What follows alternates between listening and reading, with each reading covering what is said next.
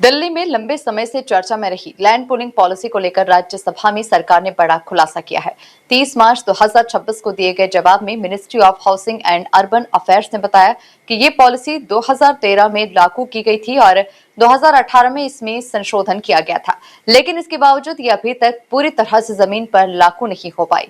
सरकार ने साफ किया कि इस पॉलिसी की सबसे बड़ी खासियत यह है कि ये पूरी तरह जमीन मालिकों की स्वैच्छिक भागीदारी पर आधारित है, जिसके कारण इसकी रफ्तार अपेक्षाकृत धीमी रही है। सरकार के अनुसार इस योजना के तहत किसी भी सेक्टर में विकास शुरू करने के लिए कम से कम 70% जमीन का पूलिंग होना जरूरी है और जमीन का आपस में जुड़ा होना भी महत्वपूर्ण शर्त है।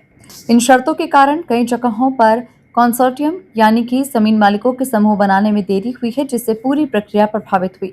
हालांकि अब दिल्ली डेवलपमेंट अथॉरिटी इन बाधाओं को दूर करने के लिए लगातार प्रयास कर रही है और जहां पर कॉन्टिगिटी की शर्त पूरी नहीं हो पा रही है, वहां भी प्रोविजनल नोटिस जारी कर कंसोर्टियम बनाने की अनुमति दी जा रही है। ताजा आंकड़ों के अनुसार दिल्ली में कुल 20,554 हेक्टेयर खाली जमीन चिन्हित की गई, जिनमें से करीब 7,865 हेक्टेयर जमीन के मालिकों ने लैंड पूलिंग पॉलिसी के तहत शामिल होने की सहमति दी है।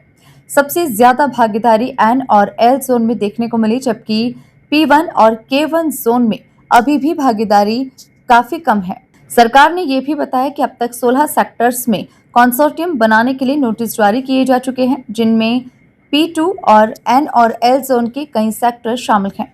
इस पूरी प्रक्रिया में एक अहम प्रगति P2 जोन के सेक्टर 8B में देखने को मिली है, जहां कंसोर्टियम का गठन हो चुका है और सेक्टर का लेआउट प्लान भी मंजूर कर लिया गया है। इसी के साथ ही उस क्षेत्र में जमीन के उपयोग में बदलाव की प्रक्रिया भी शुरू कर दी गई है, जो इस पॉलिसी के लागू होने की दिशा में एक महत्वपूर्ण कदम माना जा रहा है। सरकार ने ये भी जानकारी दी कि लैंड पूलिंग पॉलिसी को प्रभावी ढंग से लागू करने और लोगों में जागरूकता बढ़ाने के लिए DDA के द्वारा 105 गांवों में लगातार कैंप आयोजित किए जा रहे हैं।